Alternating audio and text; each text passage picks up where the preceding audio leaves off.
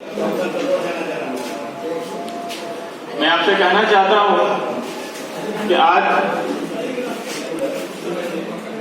हमारे समाज में बहुत सारी समस्याएं हैं। उसमें से एक समस्या है बीमारी और इसके इलाज में भारी भरकम खर्च और सही डायग्नोस का नहीं होना। हम लोग तारिक नकवा साहब और उनकी टीम विवेक हेल्थ केयर धन्यवाद के बात है कि जिन्होंने यहाँ पे फ्री हेल्थ कैंप लगाया और आप लोगों को बहुत सारे अच्छे डॉक्टर्स यहाँ प्रोवाइड किए जो आपका सही डायग्नोस कर रहे हैं। मैं उन सभी लोगों का शुक्रिया अदा करता हूँ। बुजुर्गों, दोस्तों, आज नेचर से दूर होना यानी प्राकृतिक से दूर होना, उसके नियमों का पालन नहीं करना बीमारी का सबसे बड़ा कारण है। अगर आप नेचर को फॉलो करते हैं, नेचर के रूल को फॉलो करते हैं, तो शायद आप बीमार ना हो।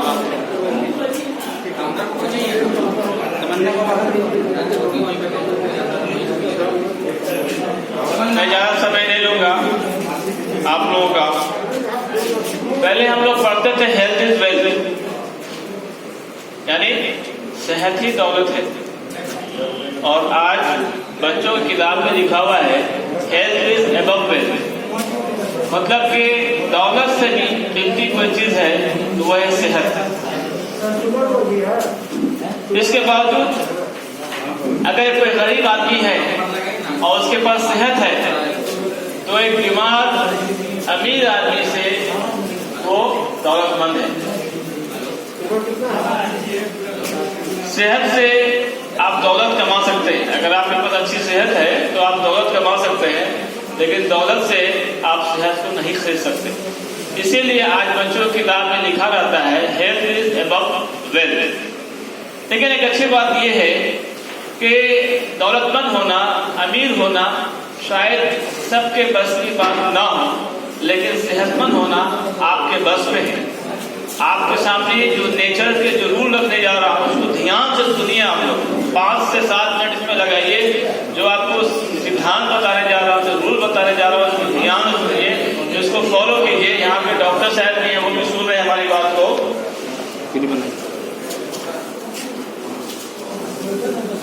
आखिरी संदेशा साहब ने कहा था एक बार कि बीमार होने से पहले सेहत को गनीमत जानना और मरने से पहले जिंदगी को गनीमत जानना। दोस्तों, बीमारी 3 तरह की होती है। एक होता है शारीरिक, एक होता है मानसिक और एक होता है आत्मा की बीमारी, रूह की बीमारी। आज की बीमारी जो फल फूल रही है, जिसको हम लाइफ स्टाइल डिजीज कहते हैं, इसके जिम्मेवार हम आप खुद हैं। ये बीमारी हम खुद ला रहे हैं। हमारे जो मालिक हैं, जो ईश्वर हैं, उसने हमारे एग्जिस्टेंस के लिए सूरज बनाया, बादल बनाया, तरह तरह की चीज बनाई और हमें सेहतमंद रखने के लिए समय समय पे उन्होंने अपने संदेशा भेजा कि कैसे हम अपनी सेहत को मेंटेन रख सकते हैं।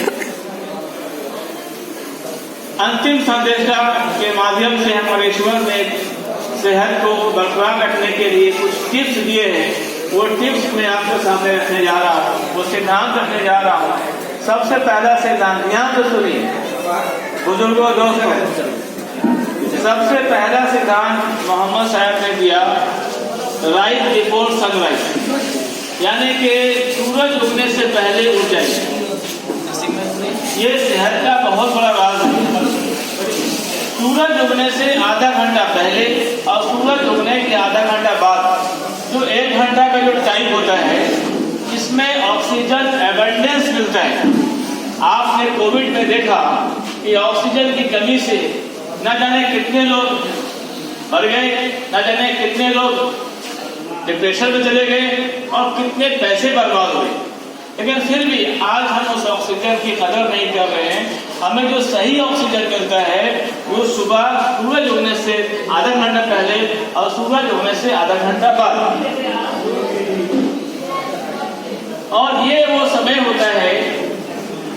जब आप कुछ एक्सरसाइज कर लेते हैं, कुछ योगा कर लेते हैं, कुछ वॉक कर लेते हैं, तो आप दिन भर फिट रहते हैं। मैं आपसे एक बात कहना चाहता हूँ कि हमारा जो शरीर है, जिसको उस मालिक ने बनाया है, इसका असल मेंटेनेंस है इसको वर्क में लगाना। जो आदमी जितना शारीरिक रूप से मेहनत करता है वो आदमी उतना ही फिट रहता है, क्योंकि हम जो कुछ खाते हैं उसको मेटाबोलाइज होने के लिए बॉडी को एक्टिव होना बहुत जरूरी है। उसके बाद जो दूसरा सिद्धांत आपको मैं बताने जा रहा हूँ, ध्यान से सुनिए। ये आपके आसपास आपके घर में हो रहा है, जिसको ब्रेन हैमरेज कहते हैं। हमारे न्यूरोफिजिशियन यहाँ सर्जन बैठे हुए हैं, अगर कुछ गलती होगी तो करेक्शन करेंगे हमारी। जो ब्रेन हैमरेज जो होता है, जो ब्रेन स्टॉप कर जाता है, उसका एक सबसे बड़ा कारण जो है वो ये है कि सुबह में उठने के बाद अचानक खड़े होकर बाथरूम चले। ये ब्रेन हैमरेज का, ब्रेन स्टॉप का और पैरालिसिस का ये सबसे बड़ा रीजन है। हमारे आखिरी संदेशा ने कहा था मोहम्मद साहब ने कि जब उठो तो उठने के बाद सबसे पहले आंखों का मसाज करो। ये 10 से 15 सेकंड जो आंखों का मसाज करते हैं, ये हमारे बॉडी को एक्टिवेट करता है। उसके बाद कम से कम बेड पर 1 मिनट बैठे रहना चाहिए। उठने से पहले 1 मिनट बैठे रहना चाहिए। आप क्यों? ध्यान सुनिए। हमारे ब्रेन के अंदर में एक फूल है, ब्रिज। ये ब्रिज बहुत पतला होता है, बहुत ठीक होता है और लीकी होता है। ये क्या करता है कि ब्लड के दूसरे वेसल से उस ब्लड को पूरे ब्रेन में पहुंचाने का ये काम करता है, तो कैपिलरी बोलते हैं। बहुत ही पतला होता है। तो जब हम 1 मिनट बैठे रहते हैं खड़े होने से पहले, तो वो फूल का काम करता है और ब्लड पूरे ब्रेन में सप्लाई होता है, ब्रेन एक्टिवेट होता है और फिर हमारा बॉडी काम करता है। लेकिन कोई आदमी अचानक सीधा खड़ा हो जाए, बाथरूम चला जाए, तो कुछ केसेस में ऐसा होता है कि फूल टूट जाता है, जिससे ब्रेन स्ट्रोक होता है, ब्रेन हैमरेज होता है। आप देखिएगा ठंडे के मौसम अक्सर सुनते होंगे उठा चला के बाद तो ब्रेन हैमरेज कर दिया। तो ये दूसरा सिद्धांत आपको भी बताया कि जब आप सुबह उठते हैं तो 1 से 2 मिनट बैठे रहिए, उसके बाद आप खड़े होइए। तीसरा सिद्धांत, तीसरा टिप्स, अर्ली टू बेड। ध्यान से सुनिए। मैं आपको वो बात बताने जा रहा हूँ फ्रेंड्स, कि अगर आप इसका पालन करेंगे तो शायद आपको डॉक्टर की जरूरत नहीं पड़ेगी, मेडिसिन की जरूरत नहीं पड़ेगी। तो तीसरा सिद्धांत है अर्ली टू बेड, यानी कि सवेरे सो जाता है। अब एक साइंटिफिक, एक मेडिकल साइंस की बात आपके सामने रखने जा रहा हूँ। हमारे बॉडी में एक सिस्टम है जिसको बोलते हैं ऑटोबायोलॉजिकल सिस्टम, और इसको ऑटोबायोलॉजिकल वॉच भी बोलते हैं। जब सनसेट होता है, सूरज डूब जाता है, तो सूरज डूबने के 2 से 3 घंटे बाद ये सिस्टम काम करने लगता है। ये करता क्या है कि सबसे पहले ब्रेन को मेंटेनेंस करता है, उसके बाद जितना भी ऑर्गन्स हमारा लीवर, आज लीवर डिजीज आप लोग देखने को मिल रहे हैं, और लीवर हेल्थ का अभी तक कोई बढ़िया मेडिसिन नहीं बना है, ठीक है, और इसका ट्रांसप्लांट बहुत महंगा होता है और अक्सर सक्सेसफुल नहीं होता है। तो ये जो ऑटोबायोलॉजिकल सिस्टम है हमारे लीवर को मेंटेनेंस करता है, इसकी रिपेयरिंग करता है। ये टाइम होता है 10 बजे के आसपास का, 9 से 11 के बीच का, लेकिन ये समय हम सो नहीं रहे होते, इस समय हम दूसरे एक्टिविटी करते हैं, चाय पीते हैं शहरों में। तो जो लीवर की रिपेयरिंग होनी चाहिए थी, जो कंडीशनिंग होनी चाहिए, वो तो होता नहीं है। और फिर क्या होता है कि रात में भूख आने के दिन भर जैसा भी खाए और रात में सरिया के खा के सीधा बेड पे चले जाते हैं, जिसका नतीजा ये होता है कि हमारे ऑर्गन्स की रिपेयरिंग नहीं होती और जो खाते हैं वो फैट मिल जाता है, और बीमारी का सबसे बड़ा कारण है। अब आइए चौथा सिद्धांत। हम लोग खाने के बाद पानी पीते हैं, सही बोले कि नहीं बोले? खाने के बाद पानी पीते हैं ना? आप कितना पीते हैं पानी? बोले 1 गिलास पीते हैं, मतलब कि 250 ml पीते होंगे। आप कितना पीते हैं? आपको मालूम है खाने के बाद जो आप पानी पी रहे हैं, आप निमंत्रण दे रहे हैं किसको किसको? डायबिटीज को, ब्लड प्रेशर को, हार्ट प्रॉब्लम को, गैस प्रॉब्लम को, लीवर डिसऑर्डर को। आप बैठे बैठे बैठ जाओगे। होता क्या है कि जब आप खाना खाते हैं, जिस स्टोमक में वो ज्यादा है, ठीक है, अब फिर आप पानी पी लिए तो खाने में जो फैट था वो फैट ऊपर आ गया, वो फैट ऊपर आ गया और पानी नीचे वाले खाने को बहुत डेंजरस किस्म का वो गैस बनाता है, जिसे बोलते हैं गैस बन रहा है, खाना पच नहीं रहा है, हीट जल रहा है, और वो फैट कभी कभी ब्लड के थ्रू हार्ट में जाता है जो कोलेस्ट्रॉल बनता है। तो हमारे आदि संदेष्टा ने मना किया कि खाने के बाद पानी नहीं पीजिए, खाने से पहले पानी पीजिए। पांचवा सिद्धांत, हो सके तो खाने से पहले या तो आप पानी पी लीजिए या तो फल खाइए। खाने के बाद ही फल नहीं खाना चाहिए, क्योंकि फल में पानी की मात्रा बहुत ज्यादा होती है।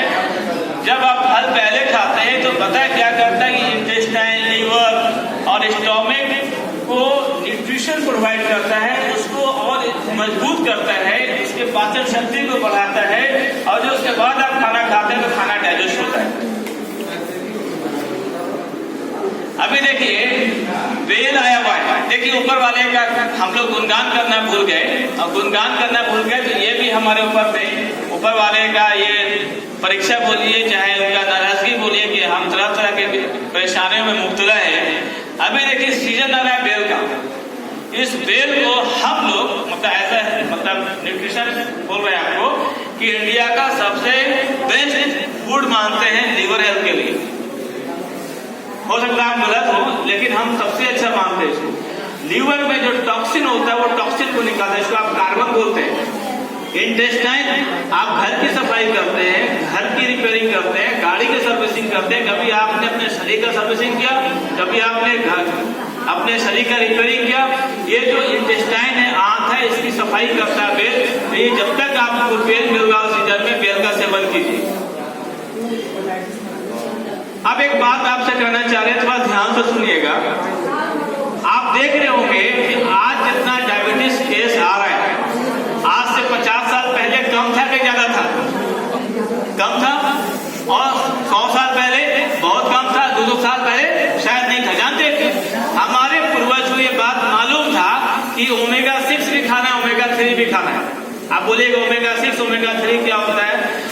पहले हमारे गांव में सिस्टम होता था कि तीसी का तेल बहुत यूज होता था, है ना? या तीसी सब्जी बन रहा है तीसी डाल दिए, कुछ मिठाई आइटम बन रहा है तीसी डाल दिए, कुछ बन रहा है तीसी का तेल डाल दिए। तीसी के तेल में ओमेगा 3 पाया जाता है।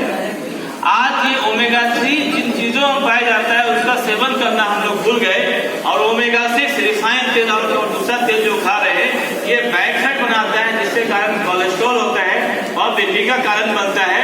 तो हम आपसे निवेदन करते हैं कि अपने डाइट में ओमेगा 3 जिसमें पाया जाता है उसका यूज कीजिए, जिसमें तीसी का है, उसका दाना है, थोड़ा महंगा आइटम में जाइएगा तो अखरोट है, ऑलिव ऑयल है।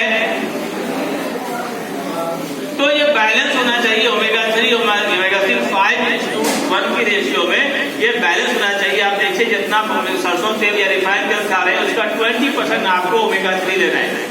ये ओमेगा 3 जो लेंगे तो क्या करेगा, जो खराब चर्बी होता है, जो कोलेस्ट्रॉल होता है, जो ट्राइग्लिसराइड बनता है, इसको रिमूव करता है। ये देखिए ऊपर वाले ने कितना अच्छा सिस्टम बनाया है ना, जैसे कि गुड बैक्टीरिया बैड बैक्टीरिया को रिमूव करता है, उसी तरह से गुड फैट जो है बैड फैट को रिमूव करता है। तो इसका सेवन कीजिएगा तो ये आपको diabetes, BP, heart problem, cholesterol, पेट निकल रहा है, इससे बहुत मैनेज करेगा। अब देखिए खाने का हैबिट ऐसा हो गया हम लोग का कि जब तक भूख लगी नहीं तो खा लिया। खाने का सिस्टम ये बताया आपकी सर्वनिष्ठा ने कि जब बहुत तेज भूख लगे तब खाइए। उससे होता क्या है कि हमारा जो इंटेस्टाइन है, जो स्टोमक है, मुखिया जी हैं, ये हमारे पंचायत के मुखिया जी। जब खाली होता है पेट तो लीवर एक बाइल जूस छोड़ता है, एक हंगर जूस छोड़ता है, जो पहले आ जाने से इसके बाद जब आप खाना खाते हैं तो उसे पकाने का काम करता है, हमारा खाना पच जाता है। अब आइए सफाई की बात करें हम। क्लीनिंग, आपको घर और शरीर को साफ रखना ही है, लेकिन ये जो आप देख रहे हैं हाथ, ये चेहरा, ये पैर, ये कान, इसको दिन भर में कितना बार धोते जाता है। इसमें कार्बन आता है और ये कार्बन क्या करता है, ब्रेन और हमारे स्किन के कनेक्टिविटी को कम करता है, जिसके कारण बहुत सारी बीमारियां होती है। इसलिए दिन भर में 5 बार 6 बार जो है हाथ, पैर, चेहरा ये सब धोते रहना चाहिए। अब आते हैं बहुत इंपॉर्टेंट आपके सामने रखने जा रहे हैं। आज दांत का प्रॉब्लम बहुत ज्यादा हो रहा है ना, और आप जाइएगा डेंटिस्ट के पास तो बोलेगा नहीं करना होगा, ठीक है। ये आप खुद बीमारी पैदा करते हैं। हमारे पूर्वज क्या करते थे, दातुन रखते थे, मिसवाक रखते थे, खाना खाए रगड़ दिए, सोने जाने रगड़ दिए, सो के उठे रगड़ दिए, है ना। ये इसको साफ करने से क्या होता है कि दांत के अंदर जो गंदगी होती है, अगर आप साफ नहीं करेंगे तो यही गंदगी जो है पेट के अंदर जाएगा और ये बाद में आर्टरी में नस में जाके कोलेस्ट्रॉल का स्प्रेड बन जाता है, जो हमारे लिए बहुत बड़ा प्रॉब्लम है।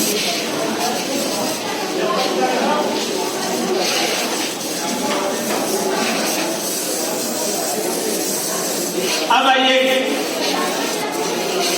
आप लोग जो फास्टिंग करते थे, इसका हेल्थ बेनिफिट बहुत ज्यादा है, बहुत ज्यादा हेल्थ बेनिफिट। महीने में 5 से 6 दिन फास्टिंग करना चाहिए, यानी अपने पेट में 8 से 12 घंटा कुछ मत डालिए, ना पानी डालिए, ना खाना डालिए, कुछ भी खाने पीने का सामान मत डालिए। इसमें एक प्रोसेस होता है जिसको बोलते हैं ऑटोफेजिस। ये करता क्या है कि जैसे मानिए कि आपका पेट निकला हुआ है या कभी ज्यादा खा लिए, उससे जो फैट बन जाता है या सेल डैमेज हो जाता है, और वो जो सेल डैमेज होता है उसी से कैंसर होता है, उसी से कैंसर होता है। तो जब आप फास्टिंग करते हैं, यानी अपने पेट में 8 से 12 घंटे तक खाना पानी नहीं दिए, तो ये क्या करता है, जो डैमेज सेल को रिसाइकिल करके, रिपेयर करके फिर से फ्रेश सेल बना देता है, जो हमारे शरीर में काम आता है।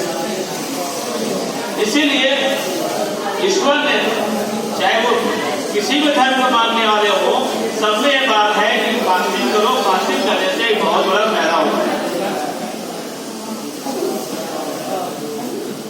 अब आते हैं मानसिक रोग।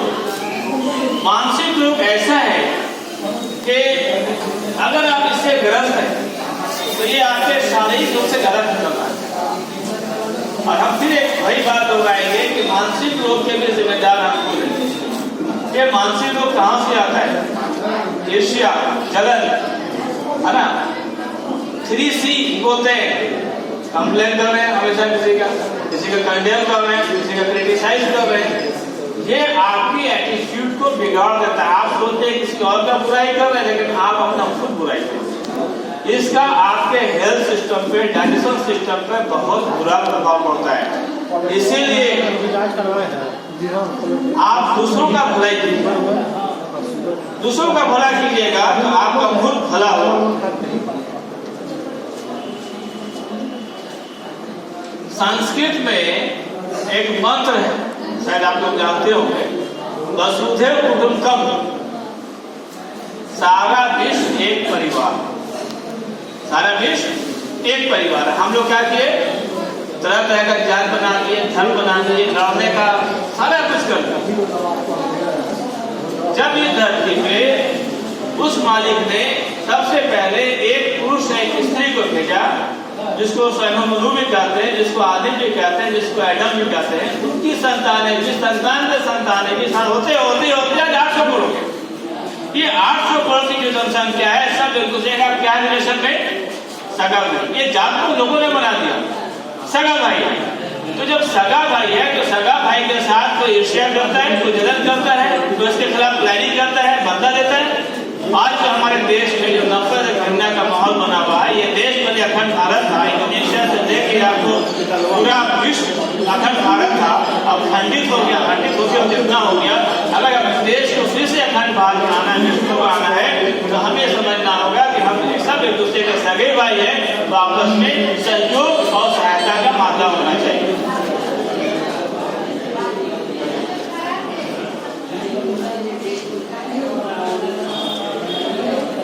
अब एक जो तीसरा नंबर है बीमारी का वो है आत्मा रोग। आत्मा में भी रोग होता है और ये रोग जो है मानसिक रोग और शारीरिक रोग से ही बड़ा रोग है। अगर किसी का आत्मा रोगग्रस्त हो गया तो वो मानसिक रूप से भी बीमार होगा, शारीरिक रूप से बीमार होगा। आत्मा के भी प्यूरिफिकेशन के लिए हमारे मालिक ने कुछ विधान बताए, है ना। योगा करो, योगा क्या है? जुड़ो। योग का मतलब जुड़ना, किससे जुड़ो? एक मालिक से जुड़ो। हमें दूसरा कोई मालिक दिखता ही नहीं, उसी की प्रशंसा, उसी की गुणगान, उसी को धन्यवाद, उसी की तारीफ करनी चाहिए। हम जिस भाषा में भी बात करते हो उस भाषा में उस एक मालिक से सतमार्ग करना चाहिए। रात में सोने से पहले गुणगान करना चाहिए, उसी के आगे सर झुकाना चाहिए, उसी से मांगना चाहिए। लेकिन हम लोग एक पाप क्या करने लगे कि उसने जो महापुरुषों को भेजा, संदेशताओं को भेजा, उसी को हम लोग भगवान मान लिए, खुदा मान लिए और उसी की हम लोग पूजा करने लगे, जिससे आत्मा में रोग आने लगा। तो आत्मा की प्यूरिफिकेशन के लिए बहुत जरूरी है कि जिस भाषा में आप ओम पुकारें, परमेश्वर कहें, अल्लाह कहें, गॉड कहें, जिस वो एक है, वो अलग अलग नहीं है। उस एक की पूजा भक्ति उसी से मांगना, उसी के धन्यवाद करना हमारे आत्मा के बीमारी का इलाज है।